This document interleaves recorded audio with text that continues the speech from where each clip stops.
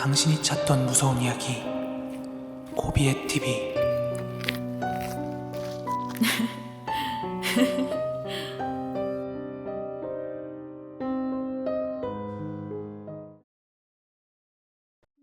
여러분들 중에 혹시 오토바이나 스쿠터 타시는 분들 있어요? 저는 사실 지금도 스쿠터를 타고 있는데 그때가 2008년 6월쯤 되었을 거예요. 2008년 6월. 그 사건을 겪었던 게 제가 6월달이고 한 2달 전, 그 해 4월달에 제가 스쿠터를 하나 샀어요.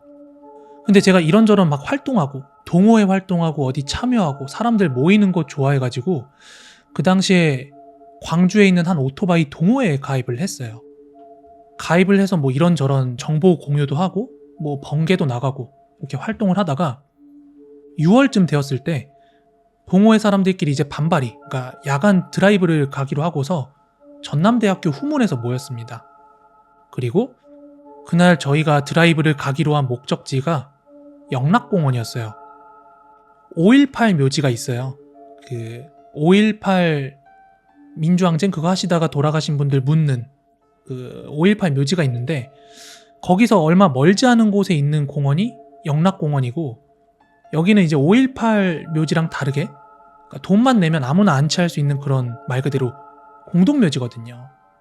하지만 거기는 광주광역시에서 직접 관리를 하고 있는 상황이었기 때문에 관리는 잘 되고 있었어요.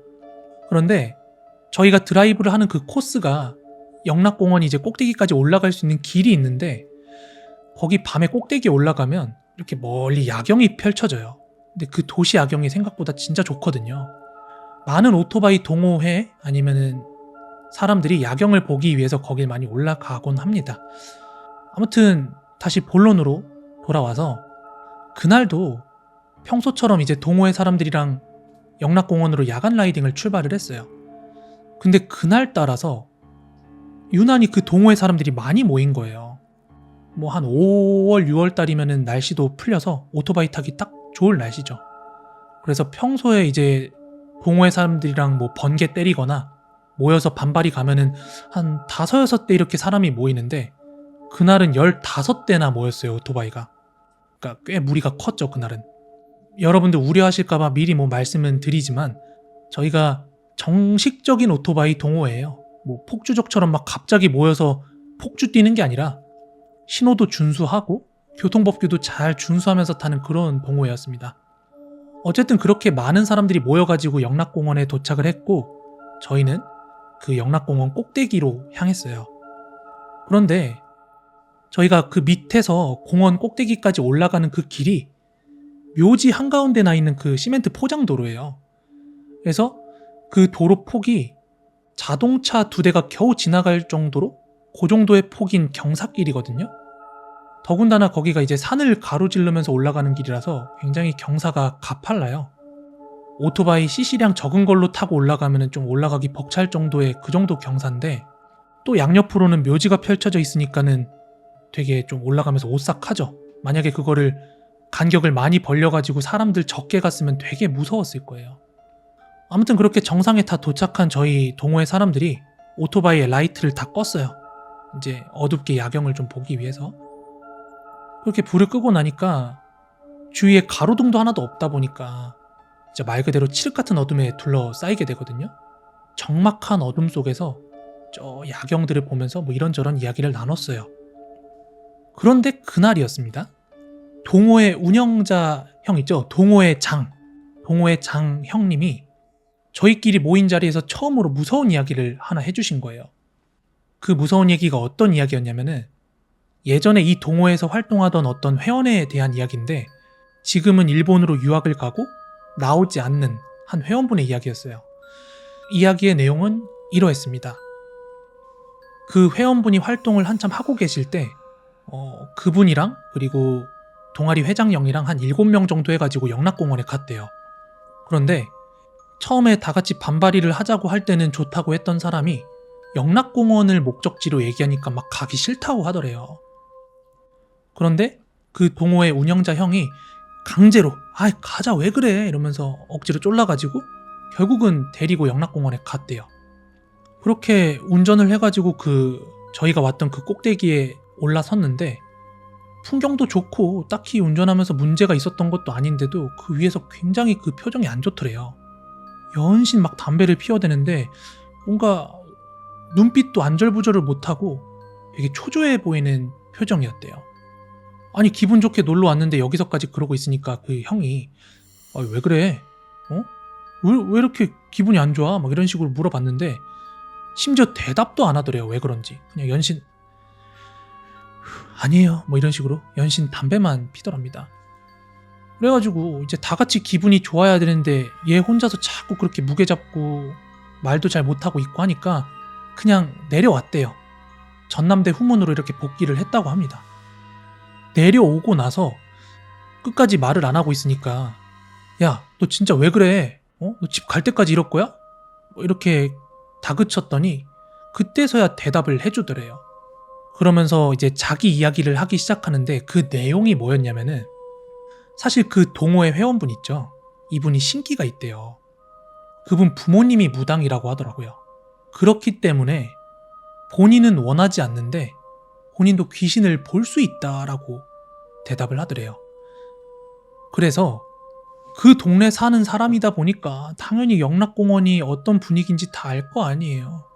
그래서 공동묘지 같은 곳은 함부로 가는 게 아니라고 그렇게 생각을 하고 있었기 때문에 처음에 이제 영락공원이 목적지가 되었을 땐 정말 가기 싫다고 했는데 막 그렇게 계속 같이 가자고 보채고 하니까 어쩔 수 없이 한번 따라간 거래요.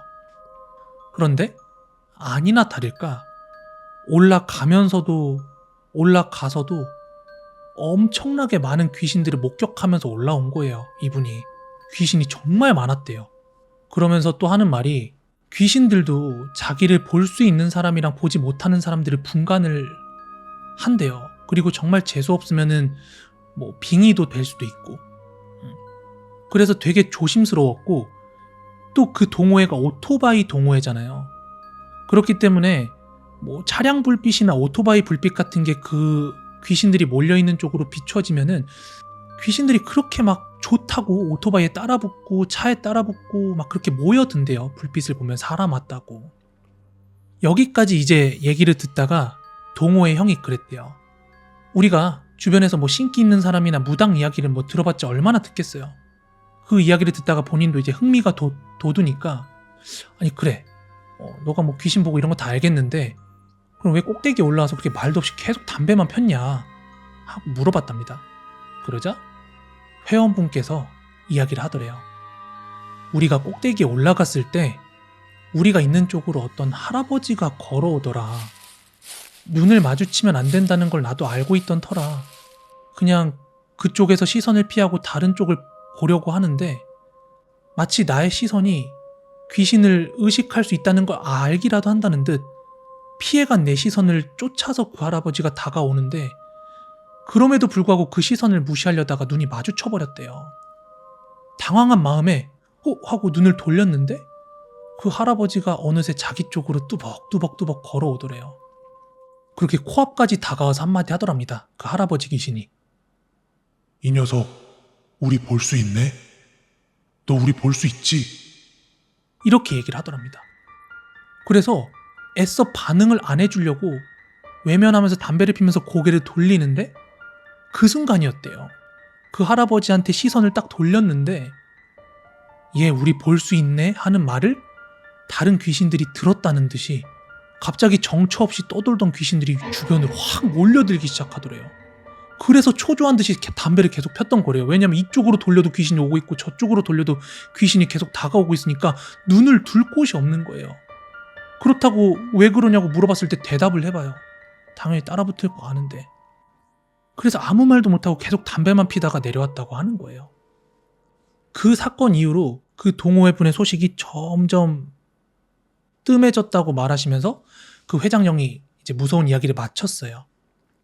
아무튼 그 이야기를 들은 이제 저하고 다른 회원분들이 이거 실화냐? 이거 진짜로 있었던 일이냐? 지금도 주위에 뭔가 귀신이 있을 것 같다 막 이렇게 겁에 질려가지고 호들갑 떨면서 또 거기에 왔던 회원분들 중에는 남자도 있었지만 여자 회원분들도 있었거든요. 그래서 그 여자 회원분들은 아유 무섭다고 빨리 내려가자고 막 그렇게 어리광? 칭얼댐? 그런 게 좀 있었죠. 아무튼 그런 분위기에서 이제 야경 보는 걸 마치고 야, 우리 내려가가지고 영락공원 입구에서 다 같이 기념사진 촬영 한번 하자. 이렇게 얘기를 하고 다 같이 내려가기 시작했어요. 그런데 진짜 소름 돋는 사건은 여기서부터예요. 여러분들 오토바이 탈 때 가장 위험한 게 뭐라고 생각을 하세요? 오토바이를 타다가 가장 위험한 순간은 도로 위에 있는 물이나 고운 모래 같은 거예요. 도로 위에 포장도로에 물이 얇게 깔려 있거나 모래가 이렇게 막 흩뿌려져 있으면은 그 위에서 브레이크 밟으면 100% 이제 10중 8구 거의 넘어지거든요. 미끌려서. 그래서 그런 게 모래가 깔려 있다거나 물이 묻어 있다는 걸 인지했으면 정말 조심히 운전을 해야 돼요. 그런데 저희가 내려갈 때 분명히 올라올 때까지만 해도 아무것도 없이 깨끗했던 그 길에 엄청난 양의 모래와 흙이 깔려 있는 거예요. 게다가 거기가 워낙 경사가 심한 곳이다 보니까 브레이크를 잡지 않으면서는 내려갈 수가 없거든요. 그런데 분명히 올라올 땐 깨끗했는데 내려갈 때는 그렇게 깔려 있는데 한밤중에 누가 와서 거기서 일부러 뿌렸다고도 말을 할 수가 없는 게 누군가 거기서 그 자리에서 뿌리고 있었다면 저희 있던 위치에서 그게 다 보였을 거거든요. 근데 그런 거 전혀 없었거든요. 아무튼 제일 앞장서서 가던 그 운영자 형이 미처 그 모래 깔린 걸 알아차리지 못하고 브레이크 잡다가 넘어졌어요. 그리고 뒤따라가던 동호회 회원들도 앞에서 넘어지니까 놀래가지고 브레이크를 잡는데 모래가 깔려있으니까 어떻게 되겠어요. 뒤이어서 다 같이 넘어졌죠. 이제 다행히 저는 넘어지지 않았어요. 좀 거리를 두고 운전을 하고 있었기 때문에. 그래서 그날 15대 오토바이가 모였다 했잖아요. 그 자리에서 7대가 넘어졌어요. 다행히 이제 크게 다치는 사람도 없었고 오토바이도 완전히 뭐 박살난 건 아니기 때문에 천천히 이제 오토바이를 끌고 내려왔거든요. 분위기가 그렇다 보니까 내려와서 사진 촬영하기로 한 것도 좀 안 되겠다, 꼬라지 안 나온다 싶어서 찍지 않았고, 그 일이 있었던 그 뒤로는 저희 동호회에서 단 한 번도 영락공원에 반발이나 안 갔거든요. 근데 지금 생각해도 정말 소름이 돋아요. 왜냐하면은 저희가 그 이야기를 듣고 야경 보고 다시 내려가기 시작하는 그 시간 텀이 한 15분, 20분밖에 안 됐어요. 그 사건 이후에 이제 동호회 사람들끼리 만나가지고 뭐 얘기하고 할 때면은 그날 거기에 왜 그런 게 깔려 있었으며 왜 우리가 단체로 7명이 그렇게 넘어졌어야만 했나 막 혀를 내두르면서 얘기를 하곤 했거든요. 사실 지금 이 사건도 저희는 귀신들의 장난이 아니었을까 그렇게 생각을 했었습니다.